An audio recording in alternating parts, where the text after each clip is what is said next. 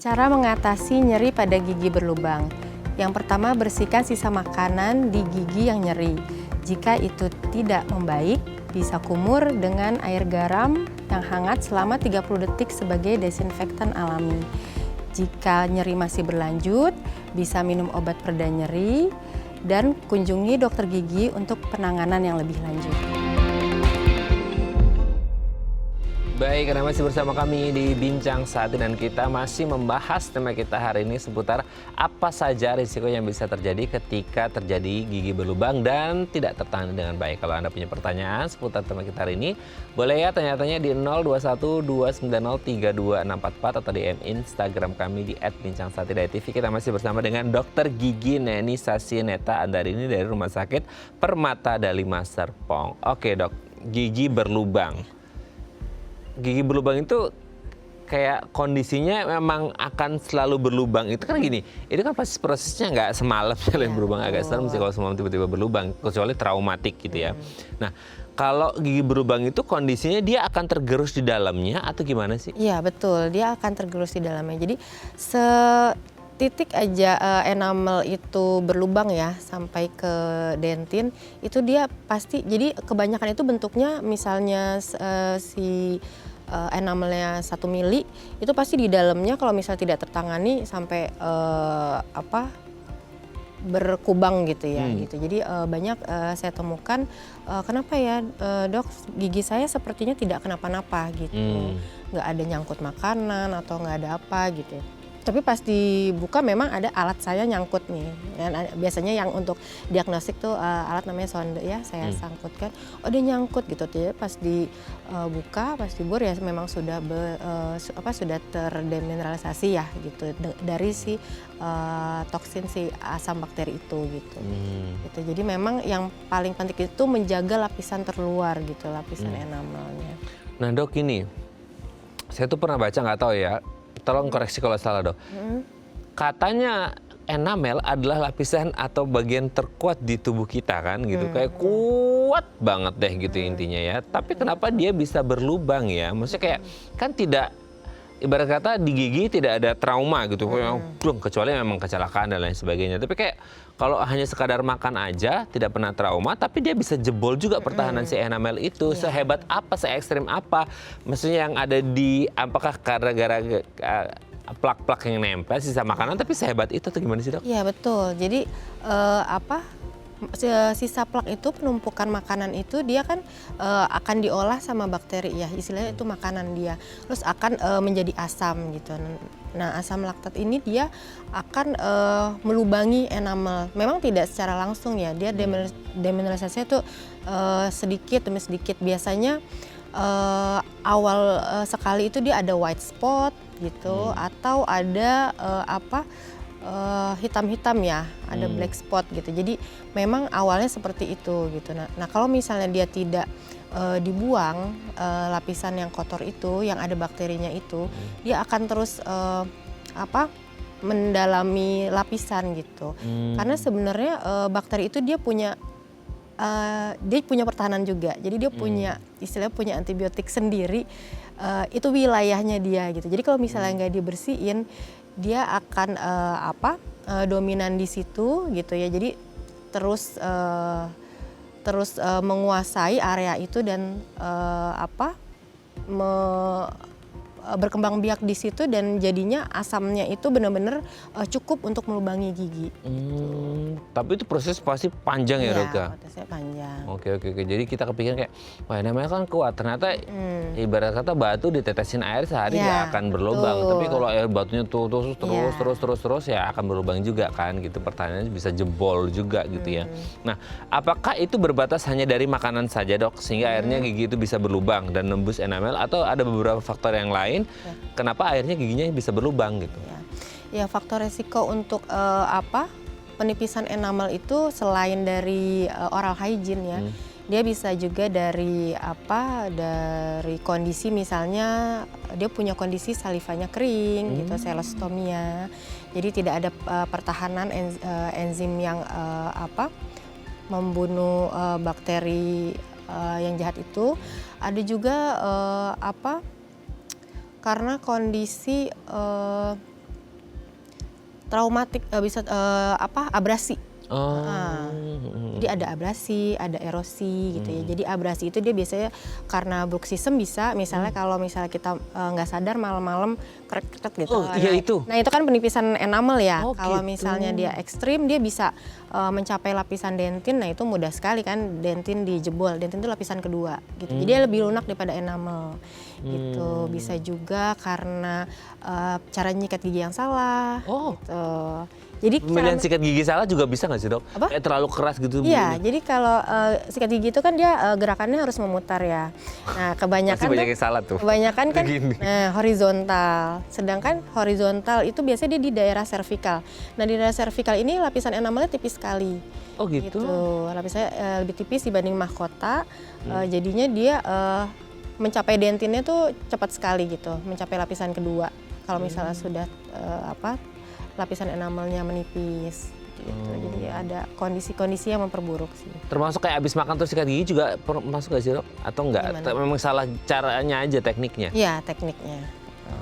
Tuh, ternyata ada tekniknya juga ya, Iya. sikat gigi ya. Iya, betul. Nggak asal sikat gigi bebek gitu. Biasanya kan Iya. mandi bebek, sikat gigi bebek gitu ya. Segala macam gitu ya. Nah, sekarang juga ada inovasi-inovasi lagi, Dok, yang elektrik dan sebagainya. Iya, betul. Ya, jadi memang teknik itu sangat berpengaruh. Oke, Dok, nanti kita lanjut lagi ya di segmen selanjutnya ya. Oke, pemirsa, kami akan kembali saat lagi kita bersama kami di Bincang Saat.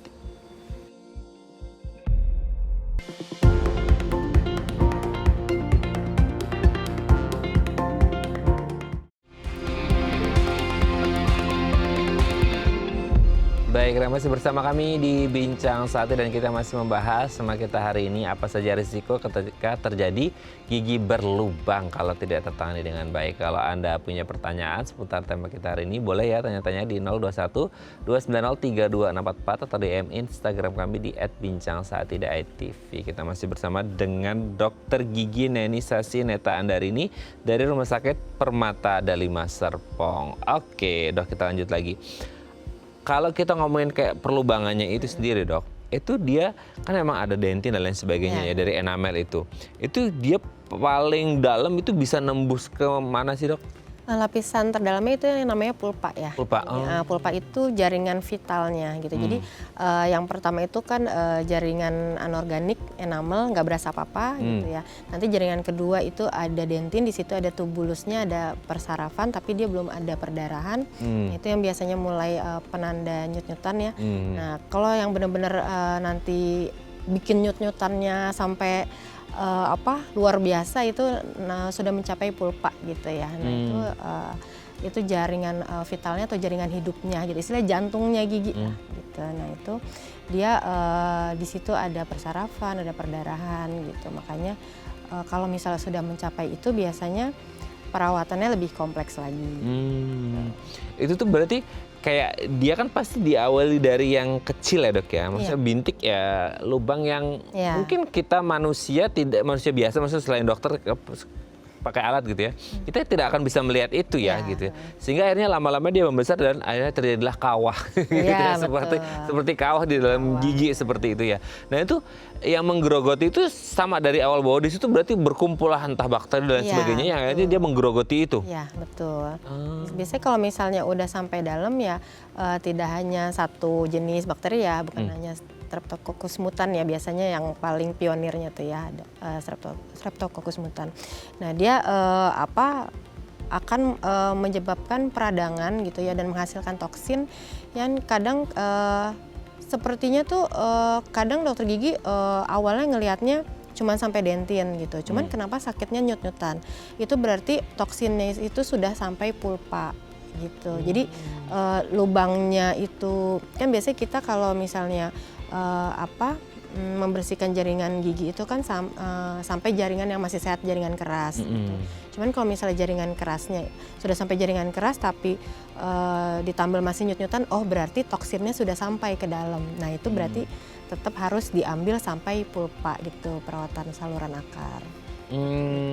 Baik. Nah, proses itu kan pasti akan lama tuh, Dok. Dimulai dari yang kecil sekali bintik lubangnya gitu. Nah, itu ada gak sih yang nyeri atau yang khas banget gitu ya, sehingga akhirnya ketika terjadi lebih besar lagi dia akan kerasnya beda lagi atau gimana? Maksudnya Iya, kayak ciri gejala klinisnya dari ketika mulai itu gitu. Kalau misalnya masih dangkal ya, masih superficial, biasanya tandanya itu nyeri saat, bukan nyeri ya, linu saat minum dingin.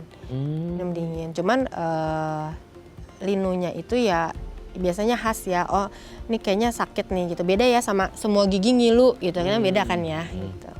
Nah ini kayaknya ada di satu titik nih gitu. Terus atau makan manis gitu.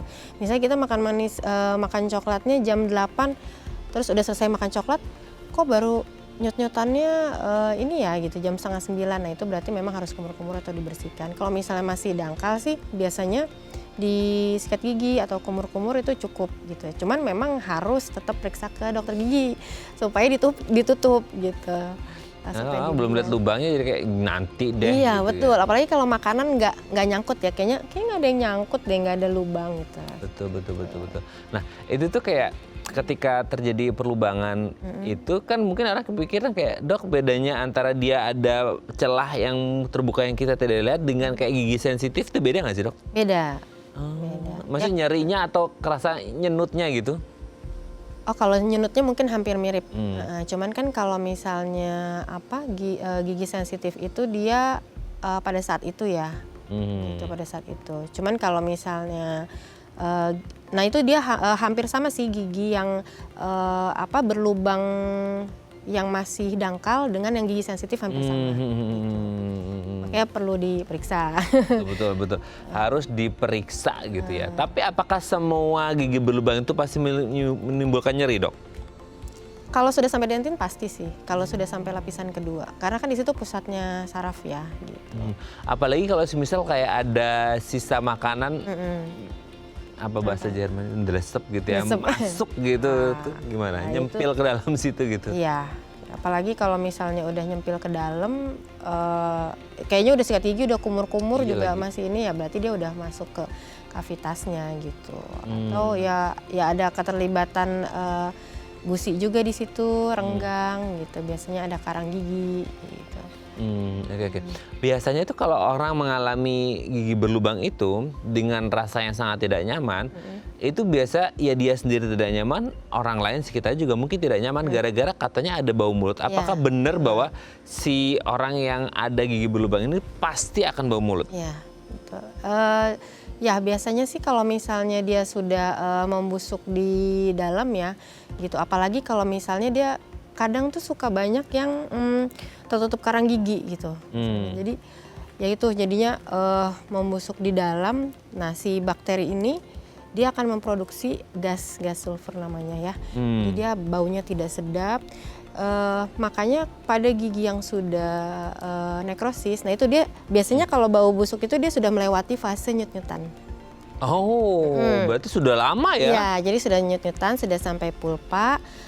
Udah nggak sakit gitu, tapi kadang tercium baunya ya gitu. Nah itu baiknya sih dibersihkan, karena memang kalau misalnya tidak dibersihkan dia akan lanjut menjadi abses gitu. Abses itu peradangan di ujung akar sampai ke ujung akar lagi. Nah biasanya kalau di dalam itu yang paling berkembang itu bakteri anaerob. Makanya biasanya kalau misalnya udah parah sekali, biasanya dokter gigi kalau misalnya dia sakit menekan ya, biasanya dibur dulu, kita biarkan terbuka supaya oksigen masuk, jadi bakteri anaerobnya tidak berkembang biak dengan optimal, baru nanti next visit kita bersihkan sampai ujung akar seperti itu. Dok biasanya nih ya, ada orang tuh yang kayak kalau misal lubangnya udah gede dan ada makanan nyangkut kan memang yang ditakutkan adalah jadi busuk makanannya sehingga mungkin salah satunya ya ke bau mulut gitu.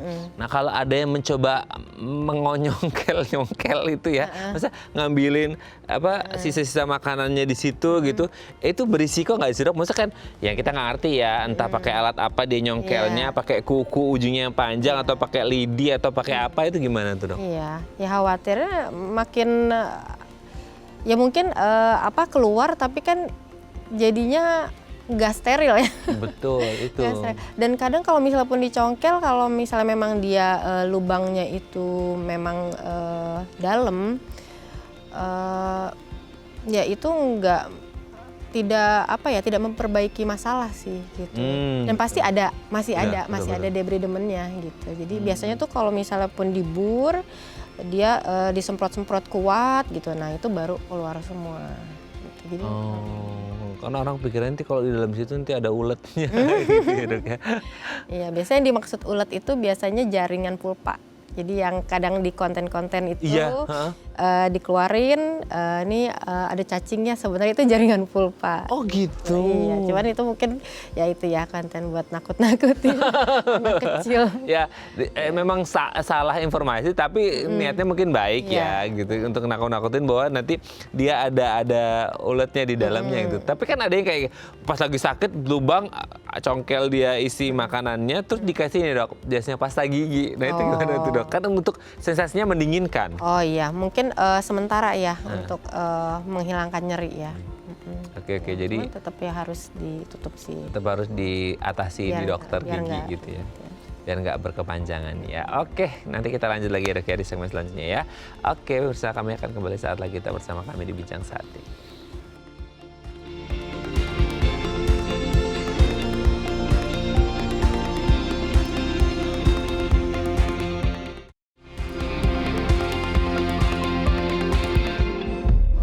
Baik, Anda masih bersama kami di Bincang Sate dan kita masih membahas tema kita hari ini risiko yang terjadi kalau orang mengalami gigi berlubang dan telat atau tidak tertangani dengan baik, risikonya apa saja. Nah, kalau Anda punya pertanyaan seputar tema kita hari ini, boleh ya tanya-tanya di 02129032644 atau di Instagram kami di @bincangSate.itv. Kita masih bersama dengan Dr. Gigi Neni Sasineta Andarini dari Rumah Sakit Permata Dalima Serpong. Oke, dok, kalau kita ngomongin kayak ini ya, saya juga kadang-kadang heran ada orang yang membiarkan kondisi gigi berlubang. Maksudnya sedikit aja terjadi nyeri itu kan sangat luar biasa tidak nyaman. Tapi mungkin ada orang-orang yang mencoba beradaptasi dengan kondisi itu dengan cari jalan pintasnya hanya untuk dengan meminum obat pereda nyeri, which is itu nggak akan mengobati dalam jangka panjang gitu ya.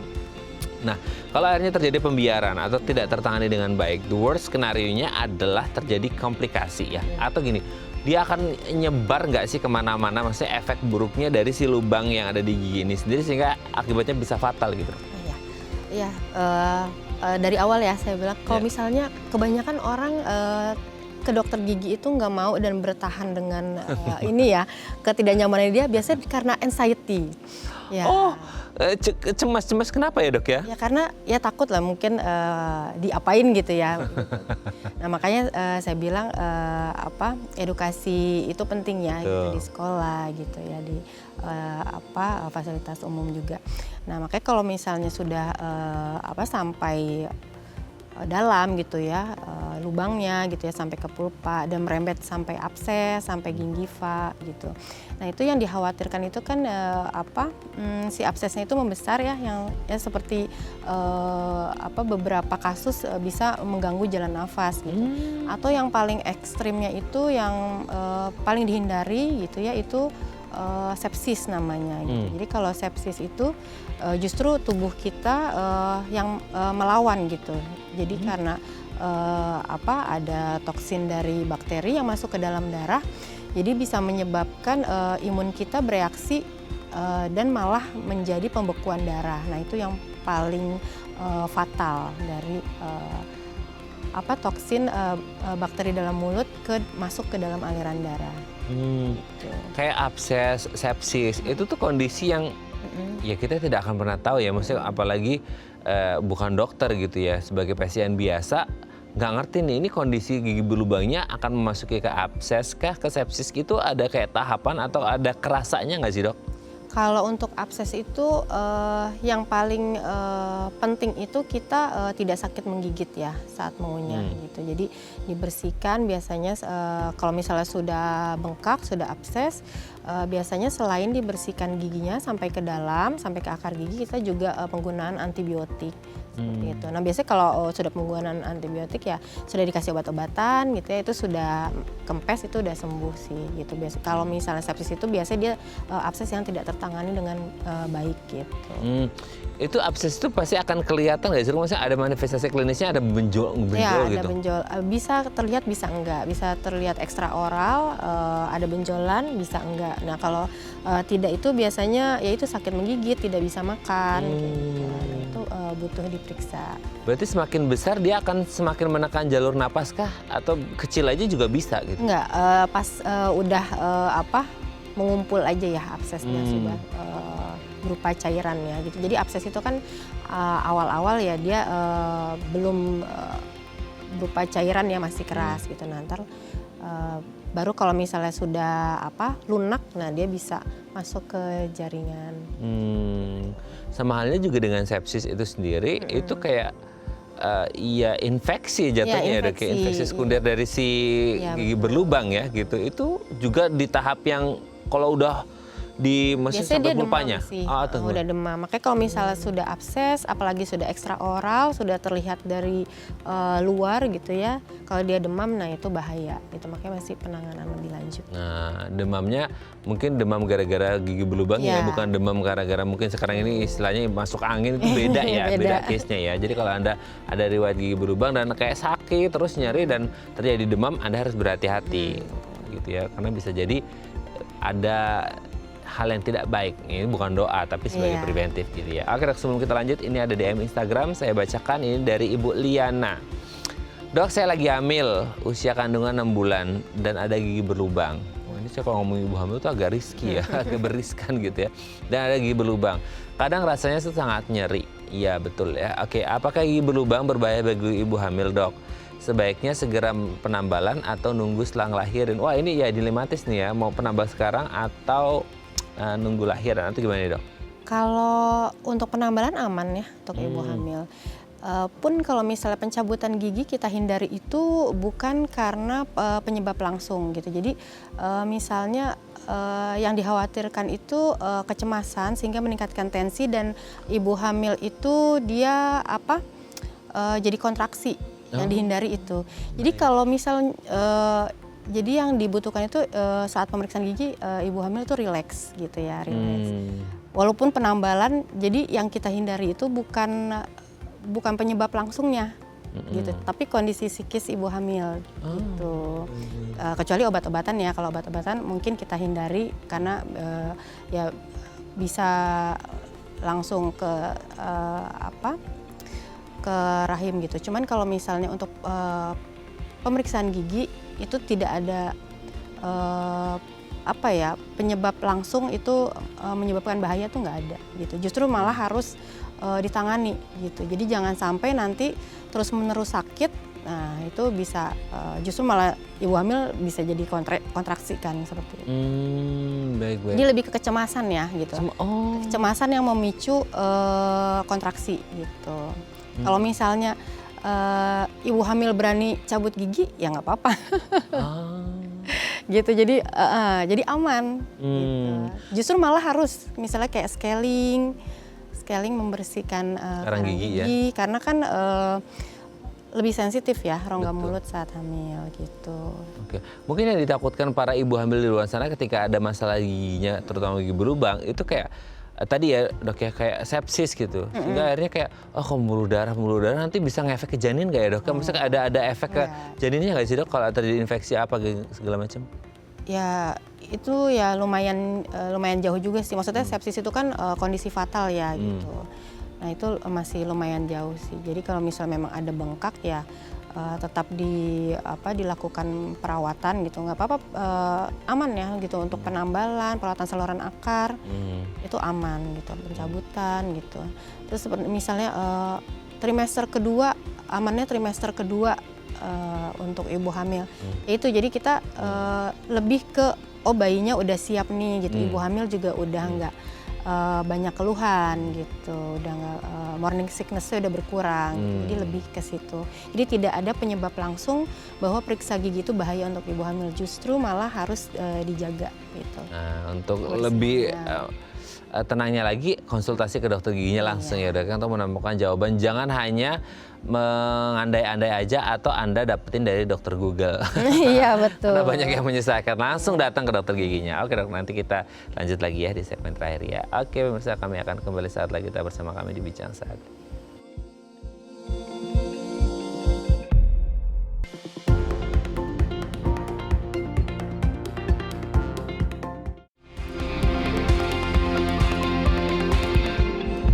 Baik, karena masih bersama kami di Bincang Sehati dan kita masih membahas tema kita hari ini seputar apa saja risiko yang terjadi ketika kita mengalami gigi berlubang kalau belum atau tidak tertangani dengan baik. Kita masih bersama dengan Dokter Gigi Neni Sasineta Andarini dari Rumah Sakit Permata Dalima Serpong. Oke dok, kalau kita ngomongin seputar gigi berlubang, tadi kan sudah kita jelaskan dari gejalanya dan penyebabnya dan lain sebagainya.